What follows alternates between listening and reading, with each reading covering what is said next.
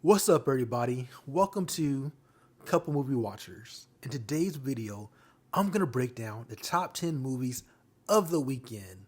And coming in at number one, it should be no surprise to anyone, and that's Final Destination Bloodlines. This movie opened to a whopping $51 million at the domestic box office. Additionally, it made an additional $51 million overseas for a grand total of about $102 million worldwide. This movie's absolutely killing it. It's definitely the biggest opening in the franchise, I believe. I haven't seen it yet, but I heard nothing but great reviews. I need to check it out. I was thinking about checking it out today, but more than likely I might check it out sometime next week. And next week, you got so many movies coming out. It's just crazy. I already got my tickets for Mission Impossible, Lilo and Stitch. I'm debating should I try to squeeze in Final Destination next week as well, or should I just go later on today? I don't know. We'll see. If you've seen this movie, let me know what you think. I'm just hearing so many great things about it that I'm definitely going to go see it on the big screen. Coming in at number two is Disney's Thunderbolts. This movie made about $16 million this weekend. It's not doing too well for a movie that I thought was good. It's just, at the end of the day, you're taking these B, C level characters that just never really hit, and you're just really saying, hey, we're Marvel, watch this film. We're the new Avengers, watch this film. And in today's age, it's just not good enough. You know, even having a good film, it doesn't push people to see it. You got to give people more. Overall, I think it's doing well, making about $155 million at the domestic box office, and this past weekend surpassing the 300 million mark worldwide. But overall, for the budget, it's not doing too well. But overall, I enjoyed this film. I'm glad they made it. Unfortunately, it's not doing the numbers that it probably should do. But at the end of the day, I think if it makes $400 million, that is a win for Disney. It might not look like a win, but overall, let's face it, who are the Thunderbolts? You know, they're no one special. At the grand scheme of things, when you look at the comic books, when I say they're not special, I mean that in a sense of, from a commercial standpoint, who are they, right? I might like them, you might like them, but they're not on that huge service level, and Marvel has a lot to overcome. And I think this is a good footing for their next phase. If they continue to knock off good movies, regardless of how this do at the box office, I think they're going to do great in the long run. But they have to be consistently dropping hits. Right now, they're like hit or miss. Like one movie's good, one movie's good, they got to be consistently good, consistent quality, and people just want more and more. And it's kind of hard to feed that beast, especially with superhero fatigue kind of setting in. But I'm looking forward to Fantastic Four and everything else Marvel has coming up. Coming in at number three, it should be no surprise, and that is Sinners. It is killing it. It's almost neck and neck with Thunderbolts being 5 weeks old compared to 3 weeks with Thunderbolts. This movie made about $15 million this weekend, only a dip of about 30%. In total, it made about $240 million at the domestic box office, and worldwide, it finally passed the 300 million mark. So overall, Sinners is doing amazing. This is a great win for Ryan Coogler for an original IP. It doesn't have the backing of, say, a Marvel's or a DC franchise. It's a new IP. It's starting a new universe. And to be honest, I really would love to see the twins working with Al Capone. I think that would be a great movie to kind of see visually as well, and just story-wise, just to see their journey prior to Sinners. And even if they do the 90s, that would be kind of cool too. But overall, Sinners is doing amazing. I really enjoyed this movie, and really, there's been a lot of good movies at the movie theater. So if you haven't been lately, you know, I feel like you should check it out. You know what I mean? It's definitely a win. Coming in at number three, we have a Minecraft movie making about $5.8 million at the box office, only dipping about 23%.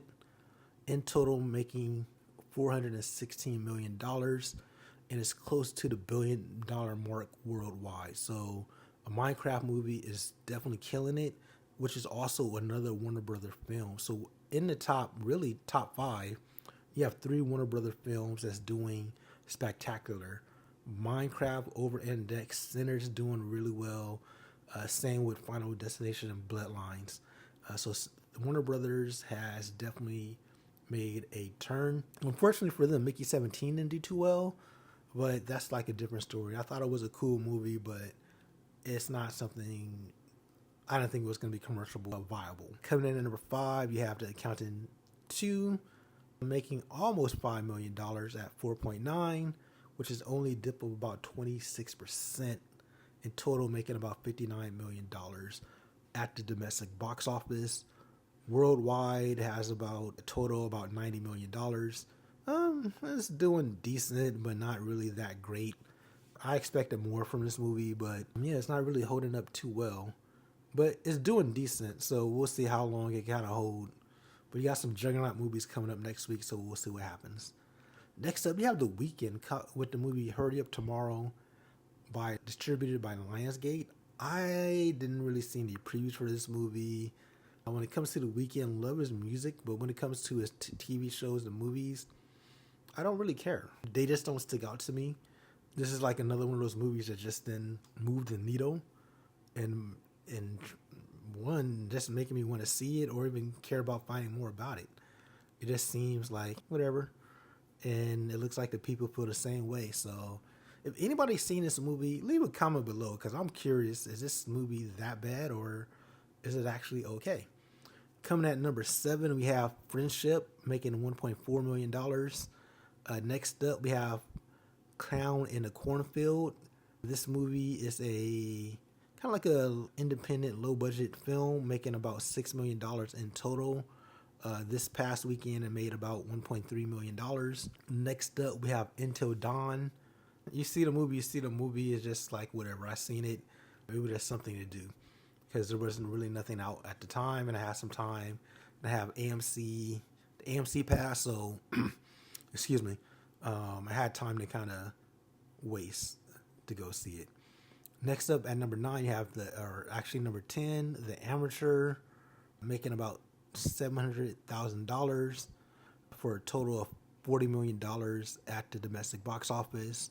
Worldwide, it has about $93 million, which was a decent film. Check out my review on it. The third act really kills me each and every time. Every time I think about that movie, I always think about the third act and how it kind of bothered me. And just to round out, just going to number 11, I just had to bring it up, and that is Shadow Force. This movie dropped out of the top 10 relatively quickly. It didn't last. I totally forgot it was even at the theater. Also, Fight or Flight. That one is at number 12, both making under $1 million this past weekend. They both dropped off heavily. Lionsgate, they just dropped the flops.